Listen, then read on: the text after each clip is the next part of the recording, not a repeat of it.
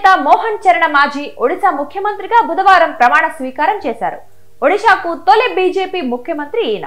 మాజీతో పాటు 6 సార్లు ఎమ్మెల్యేగా ఎన్నికైన కనక్ వర్ధన్ సింగ్ దేవ్, తొలిసారి ఎమ్మెల్యే అయిన ప్రవతి పరిదా ఉప ముఖ్యమంత్రులుగా ప్రమాణం చేశారు.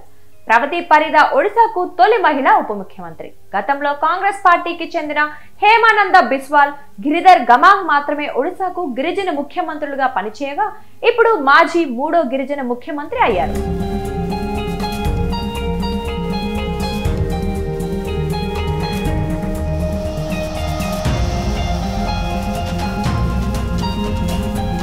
భువనేశ్వర్లోని జనతా మైదాన్లో జరిగిన మోహన చరణ మాజీ ప్రమాణ స్వీకారోత్సవంలో ప్రధానమంత్రి నరేంద్ర మోదీ, కేంద్ర మంత్రులు, బీజేపీ అగ్రనేతలు అమిత్ షా, రాజ్నాథ్ సింగ్, జేపీ నడ్డా, నితిన్ గడ్కరీ, ఉత్తరప్రదేశ్ ముఖ్యమంత్రి యోగి ఆదిత్యనాథ్, ఒడిశా మాజీ సీఎం నవీన్ పట్నాయక్ పాల్గొన్నారు. ఒడిశాకు వరుసగా 5 సార్లు ముఖ్యమంత్రిగా పనిచేసిన నవీన్ పట్నాయక్ ఈ ప్రమాణ స్వీకారోత్సవంలో పాల్గొనడంతో పాటు బీజేపీ అగ్రనేతలతో కలిసి వేదికను పంచుకోవటం విశేషం.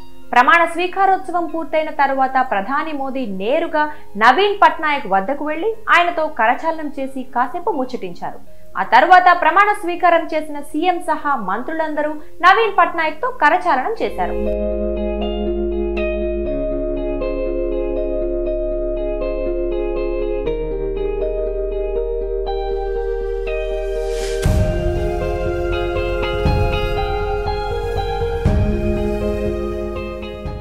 అయితే ఈ సాంప్రదాయం ఆంధ్రప్రదేశ్ లో కనిపించకపోవటం గమనార్హం. నవ్యాంధ్ర తొలి ముఖ్యమంత్రిగా 2014లో చంద్రబాబు ప్రమాణ స్వీకారం చేసినప్పుడు ప్రతిపక్ష నేత వైఎస్ జగన్మోహన్ రెడ్డి హాజరు కాలేదు. అలాగే 2019లో వైఎస్ జగన్ ముఖ్యమంత్రిగా ప్రమాణ స్వీకారం చేస్తే ఆ కార్యక్రమానికి చంద్రబాబు హాజరు కాలేదు. ఇప్పుడు మరోసారి చంద్రబాబు సీఎం గా ప్రమాణ స్వీకారం చేస్తే ఇప్పుడు కూడా జగన్ రాలేదు. కానీ ఒడిశాలో మాత్రం వరుసగా 5 సార్లు సీఎం గా పనిచేసిన నవీన్ పట్నాయక్ కొత్త సీఎం ను ఆశీర్వదించడానికి వెళ్లారు.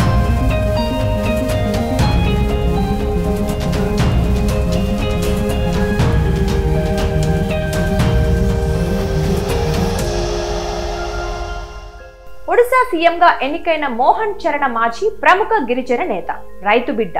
ఆయన తండ్రి ఒక సెక్యూరిటీ గార్డ్ గా పనిచేసేవారు.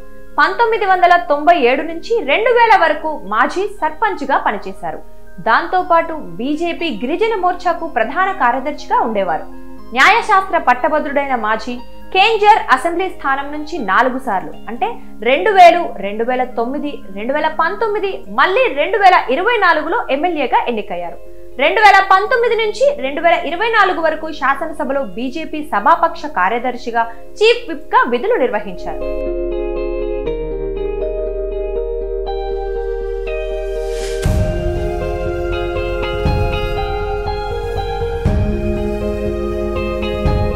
ఒడిశా అసెంబ్లీ ఎన్నికల్లో 24 ఏళ్ల తర్వాత నవీన్ పట్నాయక్ బిజు జనతాదళ్ పార్టీని కాదని బీజేపీని ప్రజలు గెలిపించారు.